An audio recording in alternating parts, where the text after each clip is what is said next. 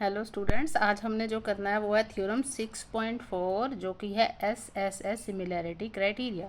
ठीक है, कल हमने जो थ्योरम की थी वो थी एंगल सिमिलैरिटी क्राइटेरिया। अभी तक नहीं देखा उस थ्योरम को तो आप मेरे चैनल पर देख सकते हैं। तो चलिए फिर आज की थ्योरम शुरू करते हैं। ध्यान से देखिएगा थ्योरम में क्या कह रहे हैं। If in two triangles sides of one triangle are proportional to the sides of the other triangle. मतलब हमारे पास ये दो ट्राइंगल्स दी हैं, जैसे कि मैंने ए बी सी और पी क्यू आर बनाई है। इसके अंदर क्या बोल रहे हैं कि साइड्स ऑफ वन ट्राइंगल की इस ट्राइंगल की साइड्स इस ट्राइंगल की साइड्स के साथ क्या होंगी, प्रोपोर्शनल होंगी। मीन्स इनकी रेशो आपस में क्या होगी, इक्वल होगी। Then the corresponding angles are equal, तो इनके जो कॉरस्पॉन्डिंग एंगल्स होंगे वो आपस में क्या होंगे, इक्वल होंगे। And hence the two triangles are similar. Means क्या दिया हुआ हमें इसके अंदर कि ये जो जैसे ट्राइंगल दी हुई है ए बी सी और पी क्यू आर, इसके अंदर A B upon P Q, A C upon P R और B C upon Q R की जो है रेशो है वो आपस में क्या होगी, इक्वल होगी, जो कि मैंने गिवन में लिख दिया है। और हमने प्रूव क्या करना है, हमने प्रूव करना है कि ये जो एंगल ए है ये किसके इक्वल होगा, एंगल बी के। एंगल बी किसके इक्वल होगा, एंगल क्यू के। और एंगल सी किसके होगा, एंगल आर के इक्वल होगा। और इस तरह से ये दोनों ट्राइंगल्स क्या हो जाएंगे, एक दूसरे के साथ सिमिलर हो जाएंगे। तो कैसे शुरू करना है, सबसे पहले हम इसके अंदर कंस्ट्रक्शन करेंगे। क्या कंस्ट्रक्शन करेंगे, ध्यान से देखिए। कंस्ट्रक्शन के अंदर हमने इधर यहाँ पे ए बी के बराबर यहाँ पे एक कोई पॉइंट लगाना जिसको नाम देंगे हम डी।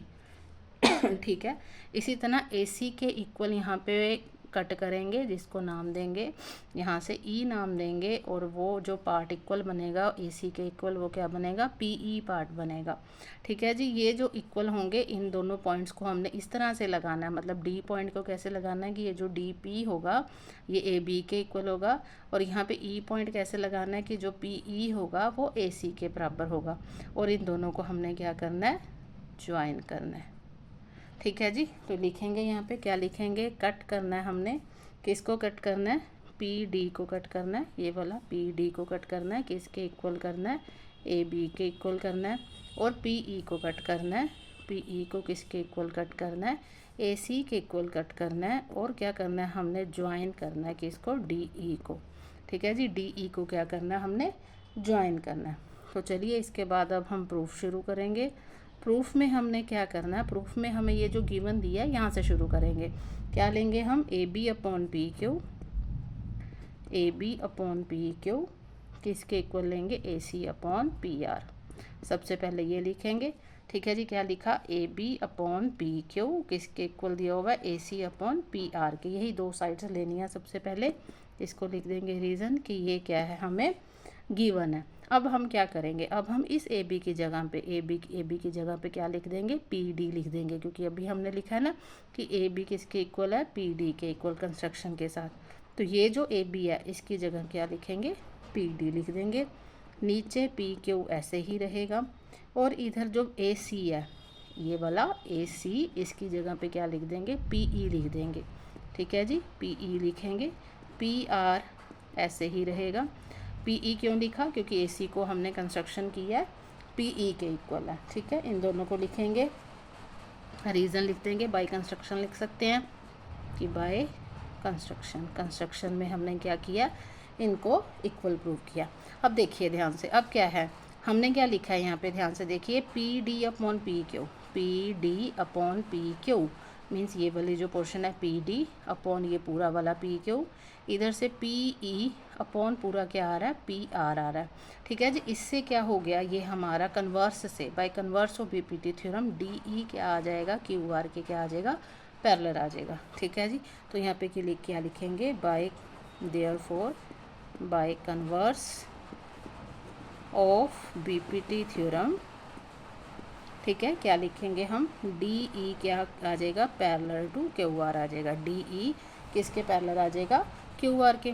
अब जब डी ई और क्यू आर आपस में पैरेलल हो गए तो यहाँ पे ये जो पॉइंट है, एंगल है सॉरी, जो डी, ये किसके इक्वल हो जाएगा, एंगल क्यू के इक्वल लिख सकते हैं। ठीक है, तो यहाँ के लिखेंगे देयरफॉर एंगल डी किसके इक्वल आ गया जी, क्या लिखेंगे, एंगल डी किसके इक्वल आ गया, एंगल क्यू के। ठीक है, और क्या लिख सकते हैं, ये जो एंगल ई है इसको क्या लिख सकते हैं, एंगल क्यू के इक्वल लिख सकते हैं। लिख सकते हैं यहाँ पे एंगल ई किसके इक्वल आ गया, एंगल आर के। क्या हैं ये, कौन से एंगल्स हैं, ये है कोरस्पॉन्डिंग एंगल्स। क्यों है ये कोरस्पॉन्डिंग एंगल्स, क्योंकि दो पैरेलल लाइंस के ऊपर बन रहे हैं। कौन सी पैरेलल लाइंस अभी हमने प्रूव की हैं, डी ई और क्यू आर, ये दो पैरेलल लाइंस हैं और इनके ऊपर ये जो दो एंगल्स बन रहे हैं ये आपस में क्या होंगे, इक्वल होंगे। ठीक है जी। अब इसके बाद क्या करेंगे, अब हम लेंगे हमारी दो ट्राइंगल्स। कौन सी दो ट्राइंगल्स लेंगे, उनको सिमिलर प्रूव करेंगे। हम लेंगे ट्राइंगल डी पी ई, ध्यान से देखिए कौन सी ट्राइंगल लेंगे, ट्राइंगल डी पी ई, और कौन सी लेंगे, पी क्यू आर। ठीक है जी, ये वाली ट्राइंगल पी डी ई और पी क्यू आर, ये दो ट्राइंगल्स लेंगे। ध्यान से देखिएगा। तो मैं यहाँ पे क्या लिखूँगी, मैं लिखूँगी in triangle P D E and triangle P Q are. Clear हो गया, कौन सी ट्राइंगल्स लेनी है, पी डी ई ट्राइंगल लेनी है and P Q R triangle लेनी है। ठीक है। इसके अंदर अब हम क्या लिख सकते हैं, इसके अंदर हम लिख सकते हैं कि एंगल पी जो एंगल डी है वो किसके इक्वल है, एंगल क्यू के इक्वल है। ठीक है जी, लिख सकते हैं ना। तो यहाँ पे क्या लिखेंगे कि एंगल जो डी है वो किसके इक्वल है, एंगल क्यू के इक्वल है। ठीक है। और क्या लिख सकते हैं, एंगल ई जो है वो एंगल आर के इक्वल है, angle E equals to angle R. अभी हमने ऊपर प्रूव किया था, तो इसको क्या लिखेंगे, अबव प्रूव्ड। ठीक है। अगर ये दो एंगल्स, इन दो ट्राइंगल्स के अंदर, ये छोटी वाली ट्राइंगल और ये बड़ी वाली ट्राइंगल के अंदर अगर हमने दो एंगल्स आपस में इक्वल कर दिए तो उससे क्या होगा, बाय एंगल एंगल प्रॉपर्टी से हमारे ये दोनों ट्राइंगल्स क्या हो जाएंगी, एक दूसरे के साथ सिमिलर हो जाएंगी। तो एंगल, ये जो ट्राइंगल पी डी ई है इसको क्या लिख सकते हैं, similar to triangle P Q R. ठीक है जी, सिमिलर लिख सकते हैं बाय एंगल एंगल। ठीक है, दो रीजंस के साथ ये सिमिलर हो गया। अब अगर ये सिमिलर हो गई दोनों ट्राइंगल्स तो इनकी जो रेशो है उसको क्या लिख सकते हैं, हम आपस में इक्वल लिख सकते हैं। कैसे लिखेंगे, हम लिखेंगे पी डी अपॉन क्या लिखेंगे, पी क्यू। ठीक है जी, P D upon P Q किसके इक्वल लिखेंगे, ध्यान से देखिए, D E upon Q R. ठीक है जी, D E upon Q R. इस बात को याद रखिएगा कि P D upon P Q लेंगे और इधर से डी ई और क्यू आर ही लेंगे, ये वाली साइड नहीं लेंगे। इसको रिमेंबर रखिएगा। ठीक है, क्यों, क्योंकि हमने आगे जाके डी ई और क्यू आर को इक्वल प्रूव करना है और उसके लिए मैंने यहाँ पे ये लिया। अब हम क्या करेंगे, अब हम ये जो पी डी है, ये वाला पी डी, इसकी जगह पे मैं लिख दूँगी ए बी। अभी मैंने पीछे लिखा था ना कि पी डी किसके इक्वल है, ए बी के। तो यहाँ पे जो पी डी है इसकी जगह पे मैं क्या लिखूँगी, ए बी, और पी क्यू वैसे ही रहेगा और इधर डी ई और क्यू आर भी ऐसे ही रहेगा। यहाँ पे रीज़न क्या लिखेंगे कि बिकॉज पी डी किसके इक्वल है, ए बी के। हमने बाई कंस्ट्रक्शन किया था इसको। ठीक है जी, अब इसको मैं दे दूँगी नंबर 1। लेकिन हमें क्या दिया होगा, गिवन क्या दिया होगा हमें कि A B upon P Q हमारा, देखिए गिवन के अंदर मैंने बताया था A B upon P Q ये किसके इक्वल है, B C upon Q R के इक्वल है। ठीक है जी, तो वही लिखेंगे कि A B upon P Q B C upon Q R के इक्वल है। ये गिवन है हमें, ये दो साइड्स लेंगे आपस में, ये गिवन है, इसको दे देंगे नंबर 2। अब ध्यान से देखिए, A B upon P Q, A B upon P Q. ठीक है जी, ये लेफ्ट हैंड साइड से इक्वल है, तो ये दोनों जो राइट हैंड साइड में है ये भी आपस में इक्वल हो जाएंगे।